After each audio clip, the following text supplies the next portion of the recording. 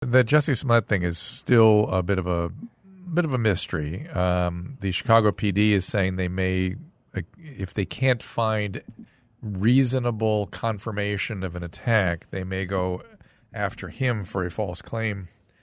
Sort of, what do they call that? A false claim?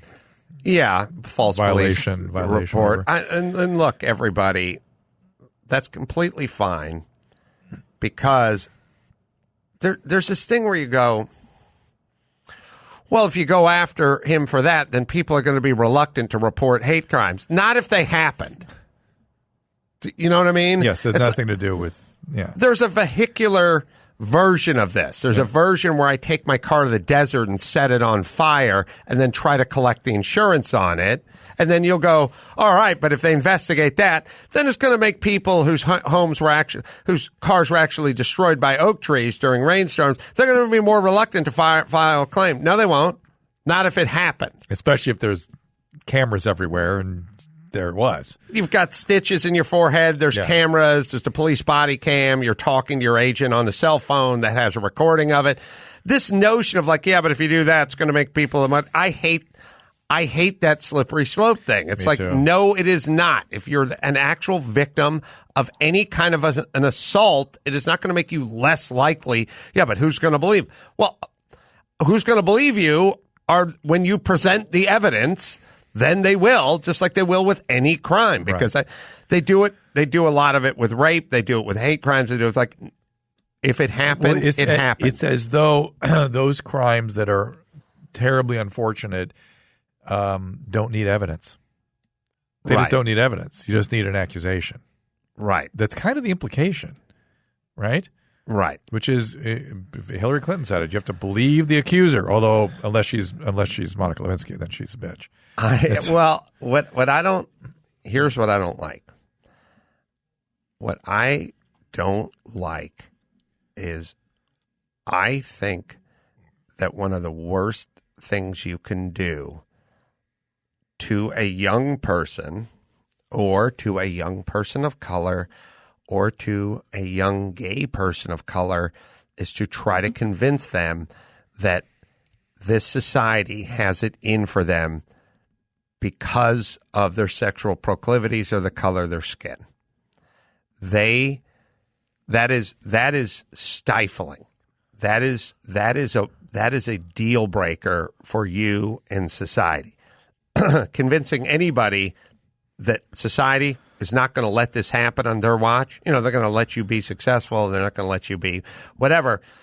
That is one of the most insidious, dangerous messages that can be put forward. So I don't take it lightly.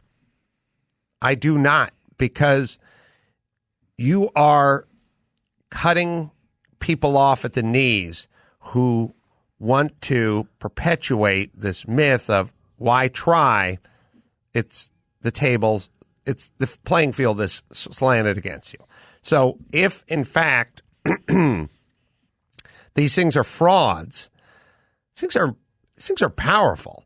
I mean, there's not a news outlet in this country that didn't pick up on that story, and there wasn't anybody who didn't see that and go, oh, my God, what kind of society are we living in? Yeah. It's 2019. I cannot believe we're still at this point. Yeah. That is an extremely dangerous and wildly irresponsible story. Now, on his side, dangerous. On the news stories, irresponsible. Beyond. To just routinely say, oh, he had broken ribs. He was in the hospital. Like, he didn't have broken ribs. He wasn't in the hospital. Right. So please, let's not be so irresponsible. And it has a deep-seated effect that shall not go away. Well, I don't understand how journalists, why journalists don't have like a Manhattan Project for self-evaluation of their tendency to exaggerate and take as fact things that are not. I mean, they should be. Then they get offended when somebody says there's fake news. I don't understand how they can be offended when they should be taking it as a crucible for them to pick up and take a look at themselves. You know what I mean? It's so weird. Yes. I'm really thinking a lot about these themes, and these themes are powerful. I mean, but I think the tide is turning a little bit on the sort of insanity around all this stuff. In other words, I think there are people that go, oh, wait a minute, that's a just so story. What's up with this guy? I'm wondering. You can ask the question. I wonder if this is really what happened. Look, 2 years ago, I don't think you'd ask that question. Oh, here's the problem. AJ Benza was sitting here when Gina broke the story.